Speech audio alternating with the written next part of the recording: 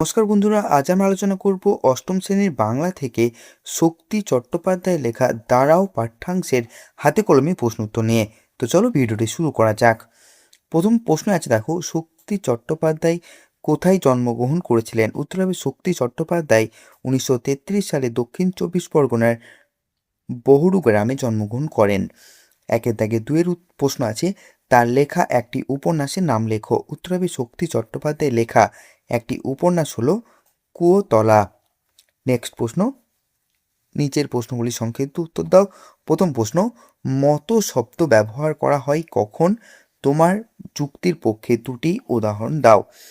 উত্তর হবে কোনো কিছুর সঙ্গে সাদৃশ্য কল্পনা করতে বা তুলনা বোঝাতে মত শব্দটির ব্যবহার করা হয়। যেমন তুলনা করে বলা হয় ফুলের মতো শিশু, অর্থাৎ ফুলের সৌন্দর্য ও সতেজতার সঙ্গে শিশুর তুলনা করা। কবিতায় বা গানে এই ধরনের তুলনা বেশি দেখা যায়। কেমন করে এ রানার সবাইকে হরিণের মতো যায়। সুকান্ত ভট্টাচার্যের রানার কবিতায় এই লাইনটি আমরা পেয়েছি। এখানে কবি রানার আর হরিণের ছোটা তুলনা করেছেন। নেক্সট প্রশ্ন আছে, কবি পাখির মতো পাশে দাঁড়াতে বলেছেন কেন? উত্তর হবে একটি স্বাধীন সত্তার ইঙ্গিত আমরা লক্ষ্য করি পাখির উড়ে চলা ও তার আচরণের মধ্যে, আর ঠিক সেই স্বাধীনতারই প্রয়োজন আর্ত নিপীড়িত দুঃখিত মানুষের। তাই দুঃসময় থেকে মুক্তির আশ্বাস নিয়ে পাখির মতো মানুষের পাশে দাঁড়ানোর কথা বলা হয়েছে। দুয়ের থেকে তিনের প্রশ্ন, মানুষই ফাঁদ পাচ্ছে, কবি এ কথা কেন বলেছেন? উত্তর হবে কেন বলেছেন এবং তার সঙ্গে প্রশ্ন, মানুষ শব্দের সঙ্গে ই ধ্বনি যোগ করেছেন কেন? তোমার কি মনে হয়? এটা উত্তর হবে মানুষের নিজের দুর্দশার কারণ মানুষ নিজেই। প্রকৃতির বিরূপতাকে মানুষ এড়িয়ে যেতে পারে, কিন্তু কিছু মানুষের অর্থ ও ক্ষমতার প্রতি আসক্তি শেষ করে দেয় প্রায় সমগ্র মানব সমাজকেই। মানুষের তৈরি হিংসা, দেশ, লোভ, লালসার হাত থেকে মানুষ বাঁচতে পারে না।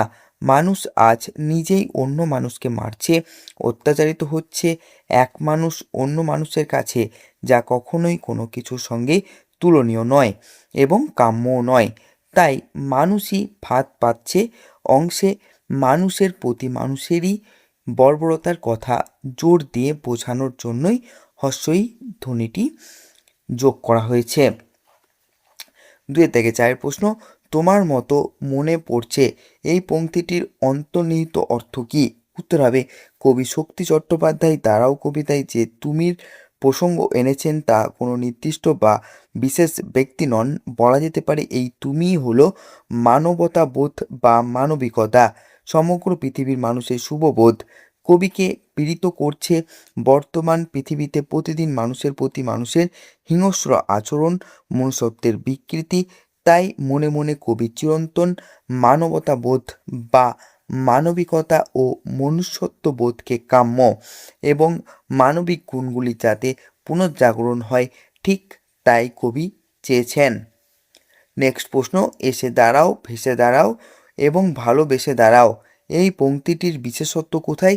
এই ধরনের দুটি বাক্য তুমি তৈরি করো।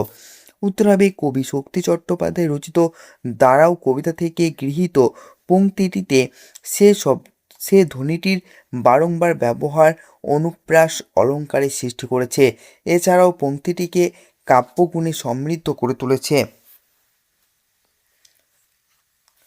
সমাপিকা ক্রিয়া দাঁড়াও শব্দটির 3 বার ব্যবহার। এরকম দুটি বাক্য হলো ভালোকে চাই, মন্দকে চাই এবং তোমাকে চাই। এদেশে ভালোবেসে জাতি ধর্ম নির্বিশেষে সকলে এসে মেশে। তিনের প্রশ্নে আছে, দেখো, মানুষ বড় কাঁদছে, কি কারণে কবি এ কথা বলেছেন? উত্তর হবে শক্তি চট্টোপাধ্যায় যে সময়ে দাঁড়াও কবিতাটি লিখেছেন সে সময় গোটা পৃথিবীতে ছিল অশান্ত। দ্বিতীয় বিশ্বযুদ্ধের পর থেকে ইউরোপ ও এশিয়া জাতিদ্বন্দ্বে, অর্থনৈতিক দ্বন্দ্বে নিজেদের মধ্যে ব্যস্ত ছিল, আর সেই ঠান্ডা লড়াইয়ে মনুষ্যত্বের চরম হানি প্রতি মুহূর্তে ঘটে চলেছিল। কবিকে পীড়িত করেছিল প্রতিদিন মানুষের প্রতি মানুষের হিংস্র আচরণ, মনুষ্যত্বের বিকৃতি। তাই মানুষের হাতে মানুষের অত্যাচার নিপীড়ন, মৃত্যু দেখে কবি মানুষের জীবনের চরম হতাশার ছবি তুলে ধরার জন্য বলে উঠেছেন উদ্ধৃত পংক্তিটি মানুষ বড় কাঁদছে। 4 প্রশ্ন, মানুষ বড় একলা, তুমি তাহার পাশে এসে দাঁড়াও। এই পংক্তিটিকে 3 বার ব্যবহার করার কারণ কি হতে পারে বলে তোমার মনে হয়? দেখো উত্তর হবে কবি শক্তি চট্টোপাধ্যায়ের লেখা দাঁড়াও কবিতাটি থেকে গৃহীত উদ্ধৃত পংক্তিটিতে স্পষ্টত দুটি অংশ রয়েছে। একদিকে প্রকাশিত হয়েছে মানুষের চরম দুর্দশার ছবি, সারা পৃথিবী জুড়ে স্বার্থপরতা ও মনুষ্যত্বহীনতার ফলে মানুষ ক্রমশ একলা হয়ে যাওয়ার কথা ছবি তুলে ধরেছেন। সমগ্র কবিতায় মানুষ বড় একলা, তুমি তাহার পাশে এসে দাঁড়াও এই পংক্তিটির উপর কবি বেশি আলোকপাত করেছেন, তাই পংক্তিটি 3 বার ব্যবহার করা হয়েছে। আধুনিক যুগে আবারও যেন মানুষের অসহায়তা, নিঃসঙ্গতা ভয়ঙ্কর হয়ে উঠেছে। সে আজ একলা, তার পাশে দাঁড়ানো মানুষের কর্তব্য। এইভাবে মানুষ একে অপরের পাশে দাঁড়ালে তবেই তার দুঃখ কষ্ট দূর হবে।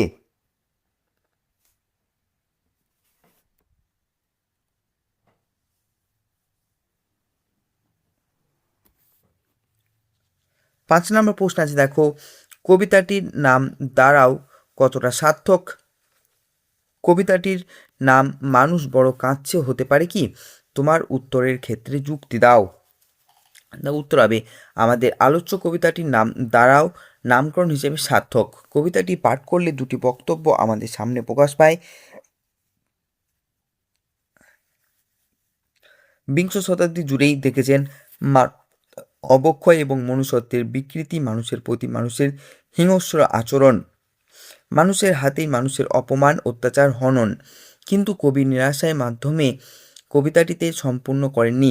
তিনি মানুষের পাশে মানুষকে এসে দাঁড়াতে অনুরোধ করেছেন। কবি বলেছেন মানবতাই শ্রেষ্ঠ ধর্ম, তাই কবি অনুরোধ করেছেন মানবতাকে সব কিছুর ঊর্ধ্বে স্থান দিয়ে নিপীড়িত মানুষের দুঃখ কষ্ট দূর করতে। তাই এই নামকরণটি প্রযোজ্য বা সার্থক। কবি কাকে মানুষের পাশে এসে দাঁড়াতে অনুরোধ করেছেন বলে তোমার মনে হয়? উত্তর হবে শক্তি চট্টোপাধ্যায় রচিত দাঁড়াও কবিতায় অসহায় মানুষের পাশে দাঁড়াতে কবি অনুরোধ করেছেন, কিন্তু তিনি কাকে এই অনুরোধ করেছেন তা এখানে স্পষ্ট নয়, কারণ তুমি শব্দের আড়ালে কি আছে তা কবিতায় বলা নেই। তবে কবিতাটি কয়েকবার পাঠ করলে বোঝা যায় যে কবি এখানে মানুষের শুভবোধ, মানবিকতা, হারিয়ে যাওয়া মনুষ্যত্বকেই যেন তিনি তুমি বলে সম্বোধন করেছেন। মানুষ যে ক্রমশ হিংস্র, স্বার্থপর, অমানবিক এবং পাশবিক হয়ে উঠছে তার বিপরীতেই এই তুমিকে কবি প্রতিষ্ঠা করতে চেয়েছেন। 7 নম্বর প্রশ্ন আছে, দেখো কবিতাটি চলিত বাংলায় লেখা, শুধু একটা শব্দ সাধু ভাষার, শব্দটি খুঁজে বার করো এবং শব্দটিকে এভাবে ব্যবহার করেছেন কেন কবি? তার উত্তর হবে কবি শক্তি চট্টোপাধ্যায় রচিত দাঁড়াও কবিতার মধ্যে শুধু একটি সাধু ভাষা শব্দ আছে, সেই শব্দটি হলো তাহার। প্রতিদিনের চলতি ভাষার নিত্য নৈমিত্তিক শব্দ ব্যবহারের পাশে সাধু ভাষার ব্যবহার হওয়ার কারণে বক্তব্যকে আরও গভীর করে তোলে। এই তাহার শব্দের মধ্য দিয়ে কবি সারা পৃথিবীর অসহায় মানুষের কথা তুলে ধরেছে, তাই তার এর বদলে এখানে তাহার শব্দের ব্যবহার করেছেন কবি। তার এর বদলে তাহার শব্দের ব্যবহারে ছন্দের সৌন্দর্য বহুগুণ বৃদ্ধি পেয়েছে। নেক্সট প্রশ্ন আছে, দেখো 8 নম্বর প্রশ্ন, প্রথম স্তবকের 3টি পংক্তির প্রত্যেকটির দল সংখ্যা কত? প্রতিটি পংক্তির কটি রুদ্ধদল ও মুক্তদল নিয়ে তৈরি? দেখো প্রথম স্তবকের 3টি পংক্তির প্রত্যেকটি দল সংখ্যা হচ্ছে 16, প্রতিটি পংক্তিতেই 13টি করে মুক্তদল ও 3টি রুদ্ধদল আছে। নেক্সট আছে, দেখো কি ঘটেছে লেখো। সন্ধ্যা থেকে সন্ধে, ফাঁদ থেকে ফাঁদ।